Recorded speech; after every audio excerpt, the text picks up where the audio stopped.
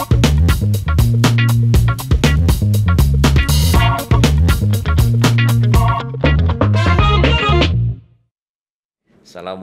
warahmatullahi wabarakatuh. Kita hari ini ketemu di podcast Harmoni. Kami selalu membahas tentang talent pelaku-pelaku musik, pelaku seni lainnya, termasuk juga lukis dan seniman lainnya. Kami hari ini mengambil tema wajah lama nyaris menghilang. Saya menghadirkan sosok yang telah dikenal masyarakat Sumatera Selatan, tapi banyak yang mencari kemana yang satu ini, kemana talent yang satu ini di antara talent-talent lain yang kiprahnya kurang terdengar lagi. Saya punya catatan kecil terhadap narasumber yang satu ini. Saya katakan ini di tahun 76 beliau sudah menjadi juara di Bintang Radio Televisi tahun 76. Kemudian tampil di TVRI sebelumnya tahun 74. Ketika itu TVRI masih hitam putih. Tahun 97, nah sempat juga mengikuti Bintang Radio Televisi di genre Melayu. Untuk juara satu festival lagu Melayu tingkat nasional, saya punya catatan yang diselenggarakan di Medan pada tahun 96 lagi, beberapa tahun lalu. Beliau juara satu. Kemudian beliau juga sebagai salah seorang pejabat struktural Kasih Seni Budaya Disdik Sumsel tahun 2001 sampai 2008. Ini juga home singer di Swarna Dwipa 86 sampai 88, kemudian di Sanjaya Hotel tahun 90 sampai 2009, dan tampil di berbagai event lomba tarik suara ini menjadi juri, bahkan di tingkat nasional beliau juga tampil sebagai juri. Siapa yang tidak kenal, kita sambut Yunda Tina Gusti. Assalamualaikum. Waalaikumsalam warahmatullahi wabarakatuh. Saya sempat pangling tadi Yunda. Ini tahun berapa kita sempat ketemu ya? Begitu lamanya. Di tahun Yunda masih eksis di MC juga ya? Iya. Masya Allah. Kebetulan membantu atau tapi mengambil job atau memang ada tarif khusus di MC ini? Ada. Apa kabar Yunda Tina? Alhamdulillah. Katanya sekarang beraktivitas Palembang, luar Palembang, Jakarta bolak-balik ya, menjalankan suatu usaha. Pemirsa tidak perlu tahu, tapi saya lebih tahu dulu. Nah, saya mengambil tema ini wajah lama nyaris menghilang. Setuju enggak ini? Tema kita yang kita angkat. Setuju. Ini. Setuju banget. Kenapa saya bilang begitu? Orang mencari tahu salah satunya Yunda Tina Gusti ini kemana saja sih selama ini. Padahal musik-musik di Sumatera Selatan ini, di Palembang khususnya, perlu sentuhan-sentuhan para senior seperti Yunda. Nah, ini kemana saja nih? Masih eksiskah di dunia tarik suara? Alhamdulillah sampai sekarang kami masih, dan mungkin inilah yang harus diawali dari diri kita sendiri untuk pengembangan masalah seni di Sumatera Selatan. Jadi kami selama ini memang setelah tamat dari SMA tahun 70-an itu 79 saya sudah kuliah di Jogja. Pernah tamat sekolah?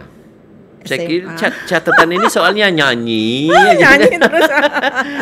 Tapi timbulnya sebagai kasih nih kepala seksi ini di Bud ya. Iya. Tahun 1985 saya kembali ke sini. Jadi banyak di Jogja waktu itu ya. Kembali di sini, terus ikut PNS, dan singkat cerita sempat mengajar menjadi guru kesenian. Jadi memang itu barangkali yang dilihat, padahal disiplin ilmu kita bukan dari kesenian ya. Karena memang ya memang akhir-akhir ini memang gitu Yunda. Akhir-akhir ini pemerintah itu lebih mengkonsentrasikan kepada disiplin ilmu. Di samping disiplin ilmu, kemampuan lain. Sebenarnya kalau dilihat dari disiplin ilmu Yunda itu bertolak belakang. Tolak belakang. Jurusannya akuntansi ya. Akuntansi, hitung-hitungan ya, duit masuk duit keluar. Mana cara belanja hari ini, pokoknya belanja kecil duit masuk banyak. Dan ternyata diaktifkan di guru olah vokal juga. Ya, jadi sempat pernah dikirim ke Jogja 3 kali untuk TOT guru kesenian. Guru kesenian. Iya, bagaimana kita mengajarkan pendidikan seni itu untuk anak-anak sekolah. Itu sudah 3 kali saya dikirim ke Jogja. Untung di Jogja tidak sedetail basic ilmu ibu apa? Ya itu kalau yang diajarkan itu bagaimana kita mentransfer ilmu. Untuk kepada anak-anak gitu kan. Beda, bukan untuk diri sendiri tapi bagaimana kita mentransfer ilmu untuk anak-anak di bidang seni ya. Khususnya seni musik, seni menyanyi. Nah itu. Nah, itulah bekal kami untuk berdiri di kelas gitu. Baik. Era dulu saya lihat, saya pernah juga sempat hadir, mungkin sempat kita berkumpul dengan senior yang junior. Saya juga pelaku seni waktu itu. Era dulu memang seorang pelaku seni, katakanlah Yunda lain, Yunda Tina lain. Mereka tuh bukan sekedar nyanyi tapi menimba ilmu lagi, memperdalam ilmu di bidang seni itu sendiri yang memang connects, ada hubungannya dengan tarik suara. Salah satunya yang saya dengar bahwa Yunda juga pernah sempat ambil privat les organ untuk mengenal, membaca not-not itu sendiri ya. Kaitannya dengan aktivitas senior-senior seangkatan Yunda, katakanlah yang junior 2 tahun atau 3 tahun di bawah Yunda, kemana mereka? Saya akan mencari tahu sesuai dengan tema. Kalau saya sih, pertama saya kembalikan dulu pertanyaan, kalau kenapa kita mesti belajar gitu kan? Yang pertama kita kan sering menyanyi, dan itu memang hobi ya, hobi yang sudah melekat dalam diri kita. Masa sih seorang penyanyi gak mengenal not gitu kan? Nah kebetulan kepengen tahu gitu, dan saya juga guru kan waktu itu kan, guru menyanyi. Jadi belajar piano gitu kan. Jadi kita kan mengenal not angka, not balok gitu. Belajar gitar juga dengan Pak Isniri Hadi di Yayasan Musik Indonesia.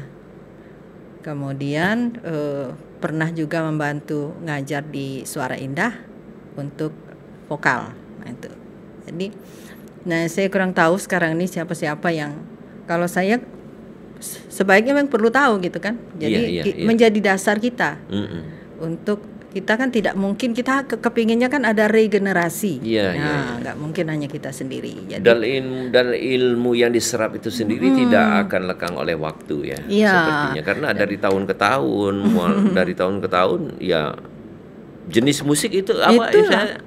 Tanda-tanda not juga tidak akan pernah berubah. Dasar.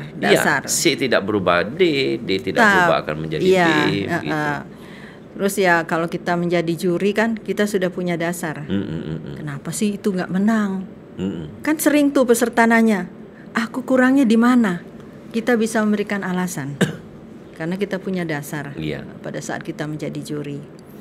Nah itu bagi saya perlu ya. Bagi saya perlu. Nah memang sekarang perkembangan dunia musik kan cukup berkembang pesat ya. Nah kalau zamannya kita dulu kita ngetop itu pada zamannya. Ya kan.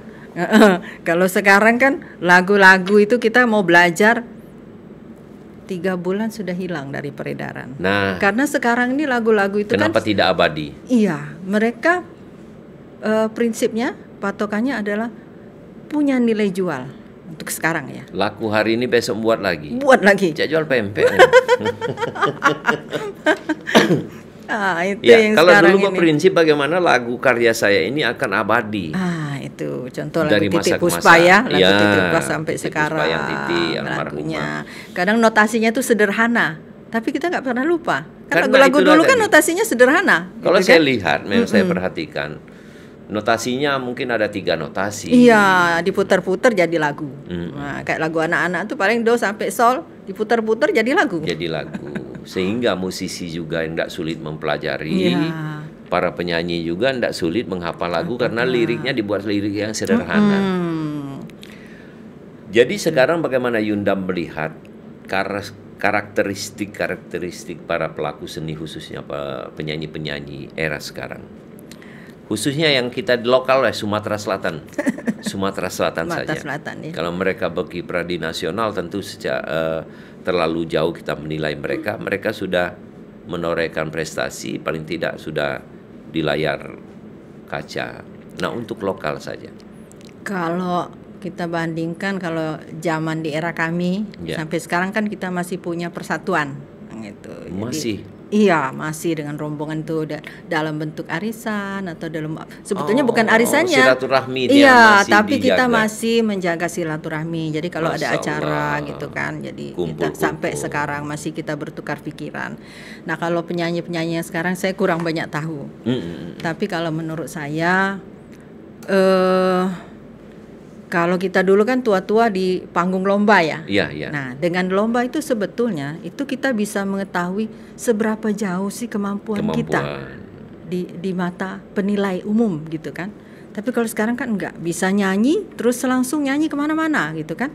Nah, sehingga mereka hanya berpatokan pada suaraku udah bagus gitu kan. Tapi coba kalau mengikuti lomba kan, disitulah akan ketahuan. Ya, mungkin orientasinya penyanyi-penyanyi sekarang ini lebih ke ekonomi, Yunda. Mereka asal dapat uang dari panggung itu untuk kalau dulu kan mungkin lebih mengutamakan prestasi. Iya. Terus juga kita harus punya diri sendiri, artinya menjadi diri kita sendiri. Gitu kan, kita tidak meniru penyanyi si A, si B, si C. Jadi kalau misalnya nih Husin nyanyi, Adinda Husin nyanyi di mana udah ketahuan tuh, tuh harus Husin tuh nyanyi gitu kan. Dia punya karakter gitu, kita udah ketahuan. Kalau saya MC pasti tahu orang. Pasti tahu. Ini suara Husin ini. MC. Tapi kalau nyanyi saya agak sedikit tidak bisa. Tekniknya. Lagu dangdut pernah ku dengar tuh kayaknya pernah juara lagu dangdut loh ya. Saya dulu juara dangdut itu kebenaran pesertanya dikit dan peserta semua tidak bisa nyanyi dangdut. Kalau dulu jurinya hanya menilai bukan cengkok, bukan tekniknya yang hafal tak dia nih lagu ini. Nah, kalau hafal menang. Nah, kan lemak kan tadi. Terus satu lagi sekarang nih, kalau misalnya seorang penyanyi menyanyi dalam suatu momen event, misalnya wedding ya, atau acara-acara momen yang lain, mereka kadang tidak memperhatikan audien yang ada di depan. Nah, kalau audiennya anak-anak, nyanyilah yang sesuai dengan kondisi anak-anak. Kalau misalnya di pesta wedding kan kadang-kadang banyak orang tua-tua duduk di depan, tapi lagu-lagunya lagu-lagu barat yang sebetulnya mereka nggak kenal gitu kan. Jadi boleh diselipkan gitu loh. Jadi boleh diselipkan lagu-lagu yang bisa menyesuaikan audien. Artinya pendatang atau hadirin. Ya kurang kaya perbendaharaan lagu-lagu. Jadi kalau kita mau menunjukkan kemampuan kita sendiri, kenapa kita tidak nyanyi aja di rumah gitu kan? Gitu ya. Nah, kita berdiri di depan audien itu tentunya kita tuh niat awal pasti kita ingin menghibur orang lain. Nah, jadi kita harus membaca situasi yang ada di depan. Nah, itu yang saya lihat ya dalam kondisi yang sekarang ya.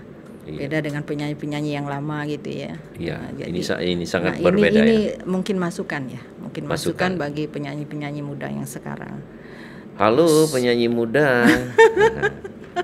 Yang hadir di podcast kali ini bukan sembarang karena dia memang tenaga pendidik, tenaga pengajar di bidang tarik suara itu sendiri.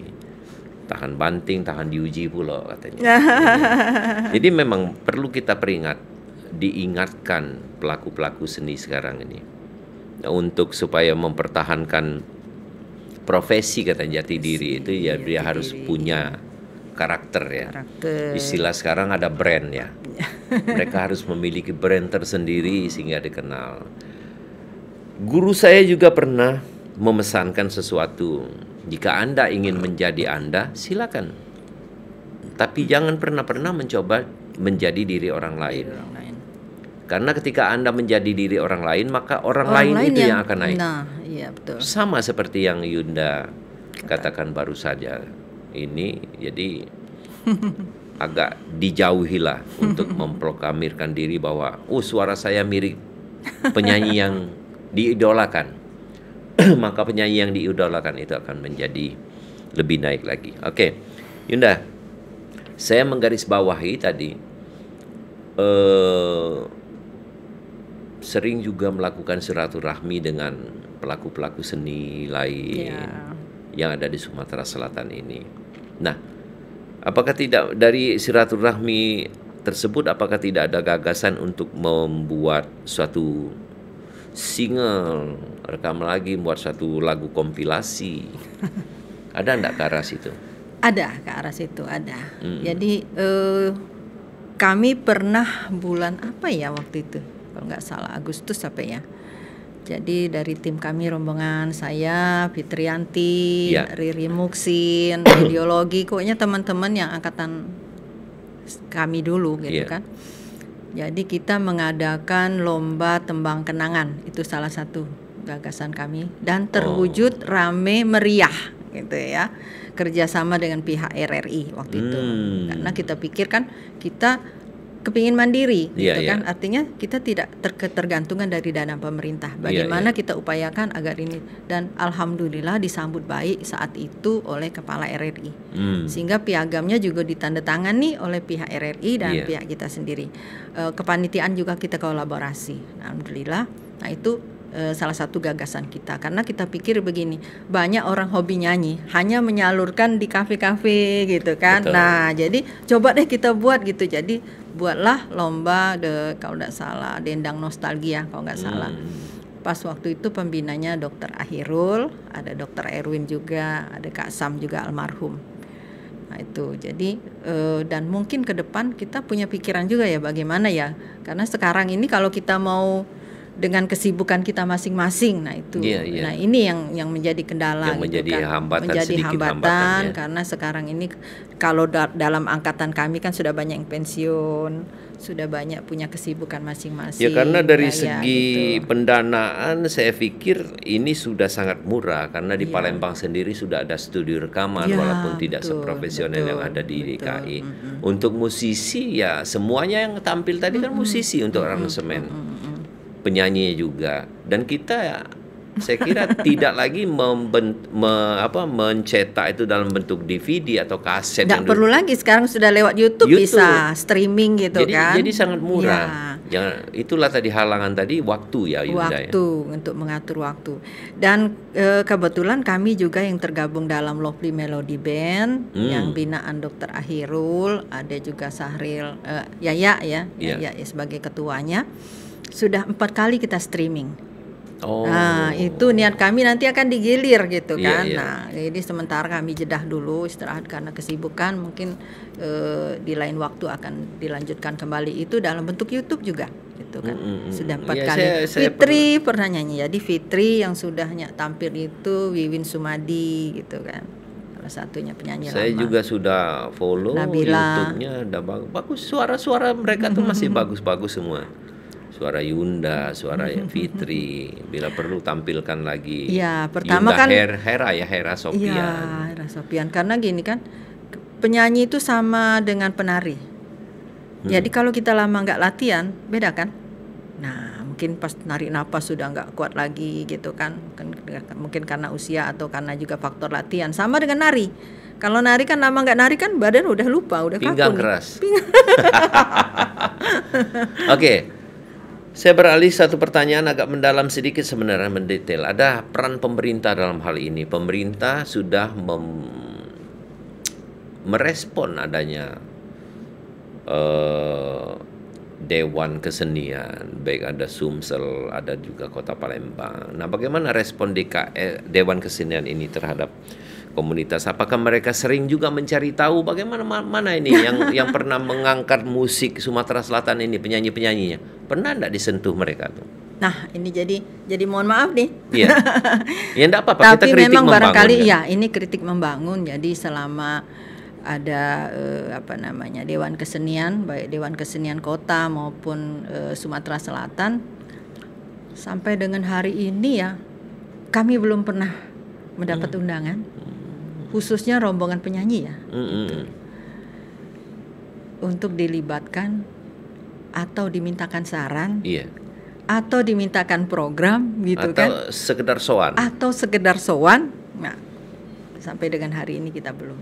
Barangkali mereka sudah punya program sendiri, tapi barangkali kami usulkan untuk ke depan, gitu kan. barangkali ada usulan-usulan dari kawan-kawan gitu kan untuk bagaimana pengembangan seni budaya di Sumatera Selatan. Jangan masa sih kita kalah sama, kalau di Padang kan lagunya udah kemana-mana, Ya, Sumatera Utara juga lagunya udah kemana-mana. Nah, Jawa ketinggalan kita lagu Sumatera Selatan. Jawa Barat Iya, tinggal ya. gitu. Ini yang jadi pekerjaan rumah saya untuk selalu bagaimana eksistensi penyanyi-penyanyi lawas ini timbul kembali. Makanya kalian itu Yunda bersama tim-tim lain dan senior lain, halo di podcast podcast Harmoni ini, saya kirim salam untuk yang Dr. Hairul misalnya dan lain-lain. Teruslah bangkit. Sudah memulai sebenarnya karya kreatif untuk membuat satu lomba dendang nostalgia tadi. Kalau ada badan ataupun komoditas lembaga yang memang dibentuk pemerintah, Dewan Kesenian tadi, bercokol menjadi payung, saya kira lebih teragenda ya Yunda ya. Benar? Iya. Memang kita perlu kolaborasi, perlu adanya sinergi ya antara lembaga pemerintah, lembaga non pemerintah, khususnya organisasi di bidang seni, gitu kan. Jadi memang sangat perlu sekali. Tidak hanya pengembangan dari seni dari Sumatera Selatan tradisi, tapi juga yang masalah lagu-lagu pop gitu kan. Iya. Khususnya untuk lagu ya, belum yang lain-lain gitu kan. Nah, jadi terus kalau dulu kan memang kita sering ada menjadi duta pengiriman tim kesenian zaman itu ya, itu. Dikbud ya, masih Dikbud waktu. Dikbud kita kerjasama dengan belum Dinas beralih Pariwisata. ke Diknas kalau tidak salah. Belum, ya? masih Dikbud.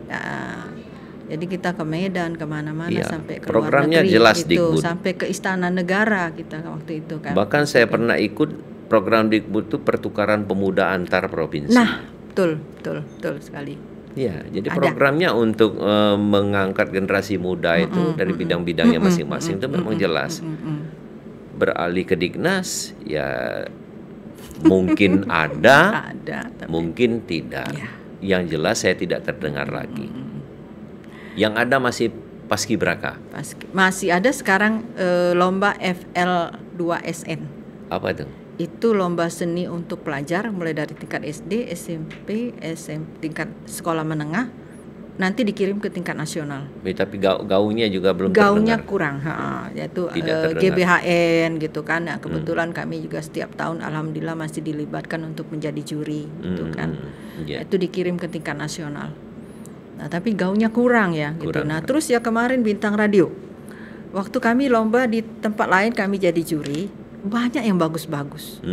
Termasuk kemarin lomba lagu daerah yang diselenggarakan oleh Dinas Pariwisata Provinsi dari daerah-daerah bagus-bagus. Tapi saya bilang, kenapa kemarin kalian tidak mengikut Bintang Radio gitu kan? Zaman kita dulu Bintang Radio itu pesertanya bisa 300-an. Iya. Berapa hari nggak selesai-selesai gitu kan? Nah, sekarang kan saya lihat kan sepertiganya gitu yang ikut kan. Kenapa gitu kan? Kenapa? Nah, itu apa mungkin padahal kan sudah sosialisasinya kan sudah lewat online gitu. Nah, ini yang mungkin minat ya. Minat. Jadi itulah tadi salah menumbuhkan minat ini itu yang kita perlukan. Nah, bagaimana kita menumbuhkan minat? Itu kan direspon dulu, diawali dulu dalam kita menggiatkan kembali senior-senior seperti Yunda, membentuk suatu rekaman lagi misalnya seperti yang waktu dulu kan cuma andalan. Yunda juga kan pernah berkolaborasi membuat satu rekaman lagu ya. Saya dengar di Palapa Record waktu itu. Palapa sudah tidak ada lagi, bagaimana mereka merekam lagi. Memang Yunda Hera dengan Karel Simon sempat juga kiprah ke Padang waktu itu. Dan beberapa album lagu Padang. Iya. Nah, saya pingin bangkitkan lagi, bagaimana Yunda? Membangkitkan lagi semangat generasi muda ini, tapi melalui para senior. Nah, ini mesti ada provokatornya ya. Iya, jangan cuma berkumpul komoditas seperti ada kanda kita Tantowi Yahya saya lihat waktu itu pernah kumpul juga situ. Nah, jangan sekedar kumpul di satu tempat, cuman gaungnya tidak terdengar. Saya pinginnya ada suatu bagaimana ya? Butuh orang yang memang berani mewujudkan gagasan. Itu satu gitu kan. Saya pinginnya generasi muda ini mengenal kembali suara tante ini bagusnya, siapa dia? Nah, dia mencari tahu. Nah, ternyata Yunda Tina Gusti dia mencari tahu, kepengen tahu bagaimana olah suara, vokal macam kan, kita pancing dari situ. Bisa enggak diwujudkan dengan komunitas? Bisa sih ini? sebenarnya, itu bisa. Pada saat kita ada perkumpulan, mungkin gagasan ini perlu disampaikan gitu kan. Iya. Nah, kami juga membutuhkan seperti misalnya partisipasi atau dukungan dari TVRI, ya kita siap. RRI gitu kan, sebagai media pemerintah gitu kan. Dewan Kesenian, apakah Dewan Kesenian Kota, Dewan Kesenian, terus lembaga-lembaga pemerintah yang ada kaitannya, misalnya Budpar Provinsi, Budpar Kota gitu kan, itu mungkin kita gedor.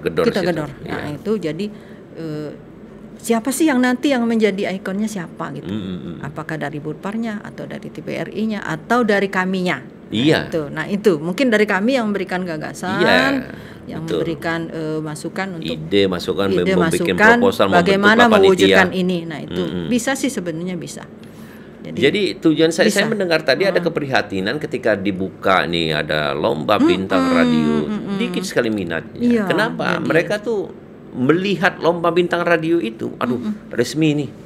Udah takut duluan. Rasanya aku tidak mampu nih. Nah, tapi ketika kita sudah dijejali, diberikan muatan masukan-masukan bagaimana teknik olah vokal, bagaimana teknik artikulasi, bernyanyi yang benar dan baik itu, timbul percaya diri pada generasi muda ini dan untuk pernah, tampil. Saya juga sering kan kalau ada lomba-lomba nyanyi, ayo diberikanlah waktu berapa hari sebelum lomba, ada jedah nih misalnya 3 hari sebelum lomba, kita adakan pembinaan dulu kepada calon-calon peserta ini. Nah kita adakan pembinaan dulu bagaimana sehingga pada saat dia nyanyi dia pede. Itu yang paling penting. Mereka tuh di pede. karantina. Kadang-kadang kan mereka merasa aku nyanyi udah bagus belum gitu kan. Nah menurut dia sudah bagus.